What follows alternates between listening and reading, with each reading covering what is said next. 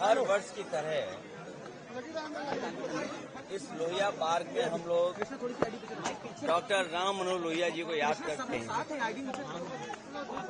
और आज के दिन हम सभी समाजवादी लोग इकट्ठे होते हैं यहाँ पर आकर के और माल्यार्पण के बाद उनसे प्रेरणा लेते हुए ये संकल्प लेकर के जाते हैं कि डॉक्टर राम मनोहर लोहिया, लोकनायक जयप्रकाश नारायण जी और नेताजी और बड़ी संख्या में समाजवादी नेताओं ने जो सपना देखा था कि भारत समाजवादी देश बने, समाजवादी व्यवस्था से देश चले, डॉक्टर राम मनोहर लोहिया जी के संकल्पों के, उनके आदर्शों पे, उनकी बताई हुई नीतियों पे, जिन्होंने ये सपना देखा था कि हर तरह का भेदभाव खत्म हो समाज के अंदर, चाहे जाति को लेकर के भेदभाव हो, जाति तोड़ों का आह्वान किया हो, या रीजनल स्तर पे जो भेदभाव होता है उसको लेकर के भी डॉक्टर राम मनोहर लोहिया ने कहा कि इस तरह का कोई भेदभाव नहीं होना चाहिए। सत्य क्रांति का जो आह्वान किया था वो सही मायने में समाज को दिशा देता है। डॉक्टर राम मनोहर लोहिया को आज याद करते हुए हम संकल्प लेते हैं कि जो समाजवादी भारत का उन्होंने सपना देखा तो उस सपने को पूरा करेंगे।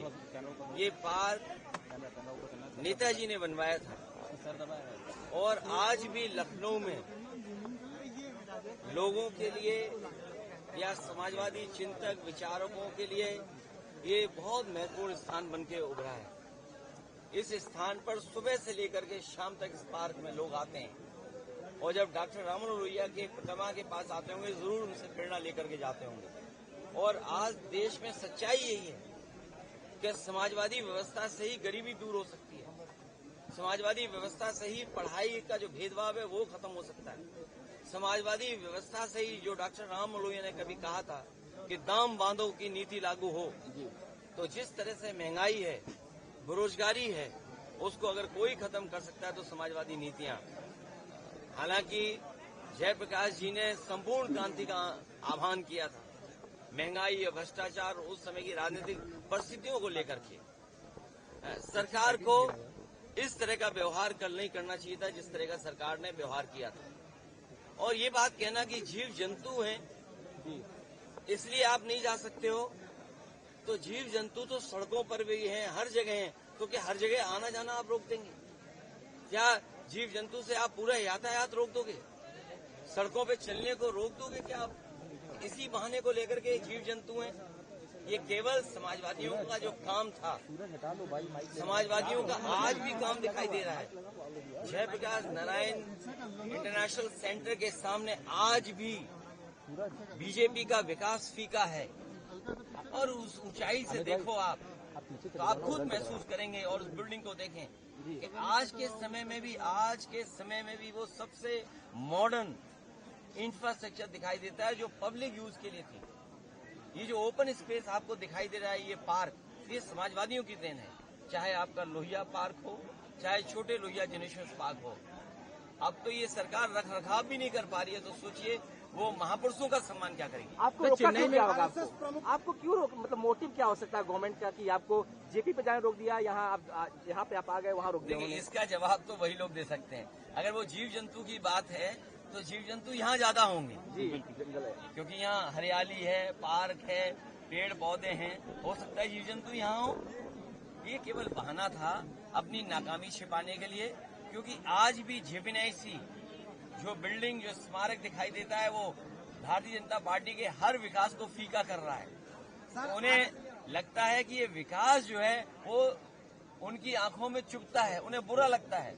इसलिए मैंने कहा ये विनाशकारी लोग हैं, इनके भाव देखो विनाशकारी हैं, इनके काम करने के तरीके विनाशकारी हैं। आप सोचिए, जब आरोप लगा, ऑपरेशन लगा कि आपने एक की हत्या की है एनकाउंटर में, तो आप सोचिए हत्या को बैलेंस करने के लिए हत्या, इनसे बड़ा जातिवादी कौन हो सकता है?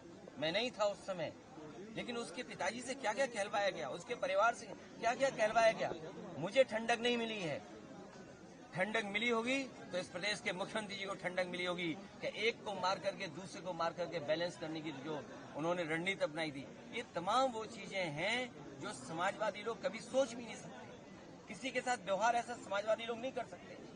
सर एनसीपीसीआर ने एक रिपोर्ट का हवाला दिया है और उस रिपोर्ट के हवाले से कहा है कि सभी स्टेट, सभी यूनियन टेरिटरीज में मदरसा बोर्ड बंद करना चाहिए और मदरसों की स्टेट फंडिंग रोक देनी चाहिए। देखिए, ये भेदभाव का देश सबका है, सबका देश है। संविधान, लोकतंत्र और खास संविधान हमें अधिकार देता है।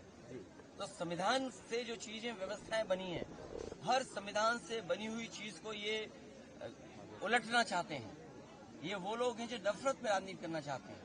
ये वो लोग हैं जो भेदभाव में राजनीति करना चाहते हैं। ये वो लोग हैं धर्म को, जातियों को लड़ा करके राजनीति करना चाहते हैं। लेकिन ये अपने कामयाब नहीं होंगे। इस देश की जनता, समाज में बैठे हुए बुद्धिजीवी लोग, पढ़े लिखे लोग, वो सब महसूस कर रहे हैं कि भारतीय जनता पार्टी की जो भेदभाव की राजनीति वो चलने वाली नहीं। सर, आप मोहन कह रहे हैं कि हिंदुस्तान का हाल भी बांग्लादेश की तरह हो जाएगा, हमें एकजुट होने की जरूरत है हिंदुओं को। देखिए, कौन क्या कह रहा है अंतर्राष्ट्रीय स्तर पर, और जिस समय भारत को अपनी फॉरेन पॉलिसी के तहत बांग्लादेश को बचाना चाहिए था, तब भारत के लोग कहाँ थे, या यही लोग जो विचार दे रहे हैं वो कहाँ थे लोग। हमें उस पर कुछ नहीं कहना है।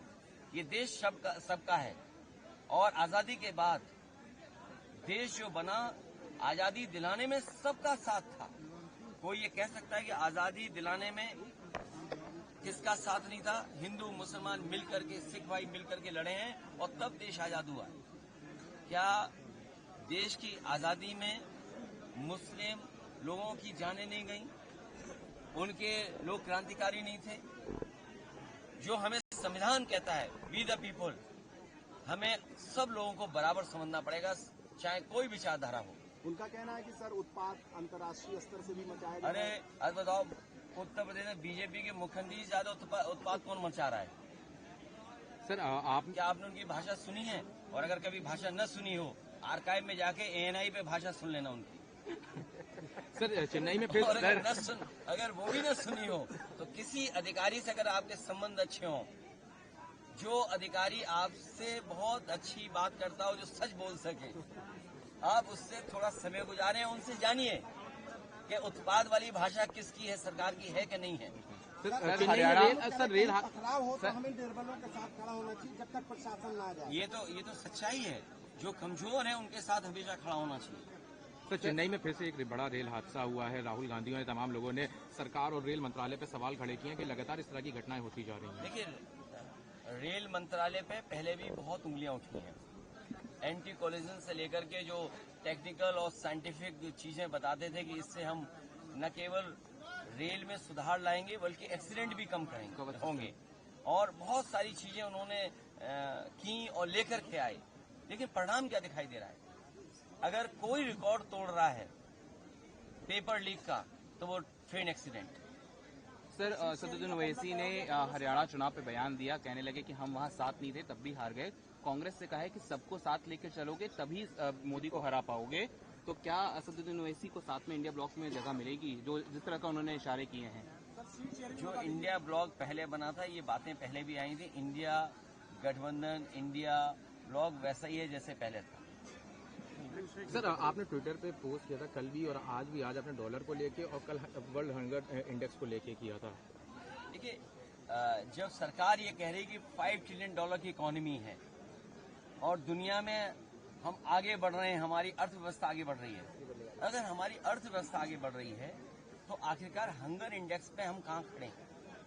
105वां स्थान, मतलब सबसे बुरा अगर स्थान किसी का तो भारत का है। और वहीं दूसरी तरफ अगर अर्थव्यवस्था बेहतर है तो आखिरकार आपका रुपया डॉलर के मुकाबले क्यों नीचे जा रहा है? तो ये तो तमाम वो सवाल हैं जो सरकार को जवाब देना चाहिए। इनका भ्रष्टाचार, इनके महंगाई न रोकने की, और जो इन्वेस्टमेंट में जो सपने दिखाते हैं कि इन्वेस्टमेंट आएगा, ये तमाम वो नाकामी है जिसकी वजह से हंगर इंडेक्स में हम यहाँ पहुंच रहे हैं और हमारा रुपया भी लगातार नीचे जाता रहा है। यूपी बाई इलेक्शंस को लेकर जल्दी डेट अनाउंस होने वाली है। हम तो चाहे जल्दी तारीख आ जाए।